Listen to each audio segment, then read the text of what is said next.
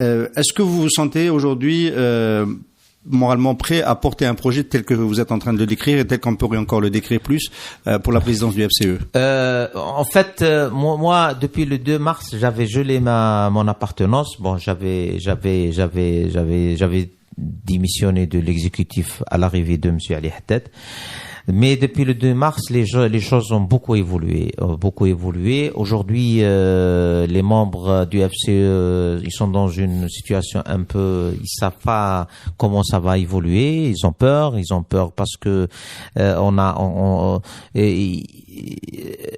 départ précipité du président et avec tout ce qui s'est passé après pour les chefs d'entreprise, ça fait peur.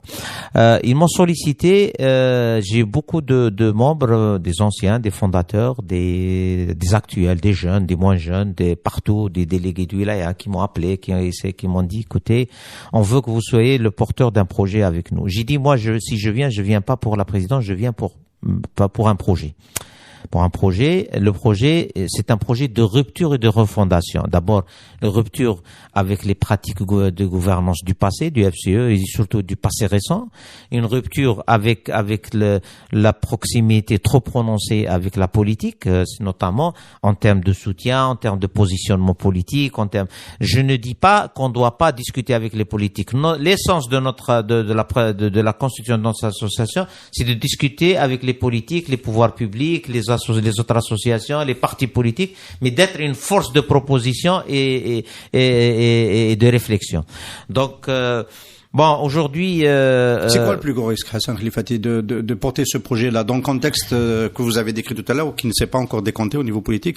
Très simplement. Non, c'est il n'y a pas eu d'alternance à la tête du FLN. Oui. On ne peut pas dire qu'il y a eu une alternance à la tête du RND. Oui. Il n'y a pas eu d'alternance à la tête du GTA encore. Oui. Pourquoi voulez-vous que la première alternance, si on peut considérer que vous êtes l'incarnation d'une alternance au FCE, puisse se produire dans le patronat? Parce que le pouvoir s'en désintéresse?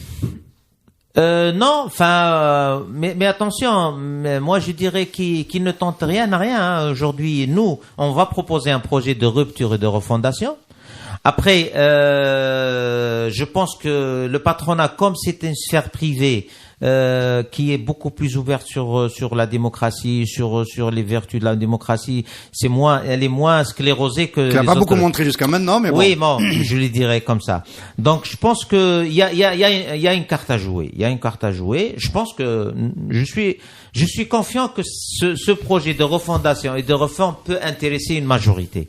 N'oubliez pas, aujourd'hui, on va, bien que peut-être on va me le reprocher, j'étais le seul qui avait dénoncé le système de vote qu'a mis les derniers responsables, M. Ali Haddad et son équipe, et qui excluait les membres. Mais l'élection va se dérouler selon ce modèle. Malheureusement, on aurait aimé qu'il y ait. Donc selon ce modèle, ça veut dire que c'est pas les gens qui sont venus vous solliciter pour incarner ce projet qui pourront peut-être voter, peut-être que. Oui. Voilà. Oui. Mais peut-être parce que... Alors, sur ce qui s'est passé au Forum des chefs d'entreprise, la dernière sortie, parce qu'il est resté silencieux pendant un moment, elle n'est pas rassurante. La dernière sortie, c'était quasiment une moubaya'a à Ahmed Gaïd Saleh, je dirais même par l'ANP, le matin même de l'incarcération de Issa Albrab. C'était extrêmement choquant. Et comment vous interprétez ça? Le Forum des chefs d'entreprise n'est pas sorti du cachot, hein, visiblement. Oui, je sais pas comment interpréter ça. Peut-être si j'aurais été président, peut-être je l'aurais pas fait parce que je considère que mais je connais pas les motivations de ceux qui ont rédigé ce document. Ils se cherchent un nouveau parrain.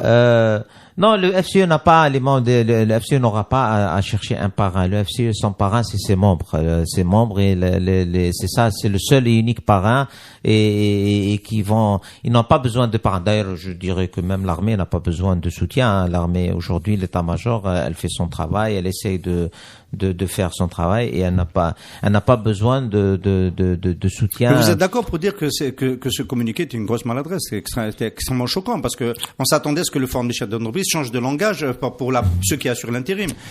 Oui, c'est le même langage, sauf qu'à la place de Bouteflika, on a Gaïd Saleh et l'armée. Oui, c'est toujours une offre de service. C'est-à-dire l'interprétation que c'est toujours de la politique. Donc il faut pas faire de la politique. Il faut s'éloigner le plus possible de faire de la politique ou de s'immiscer dans les affaires politiques. Mais tout de même.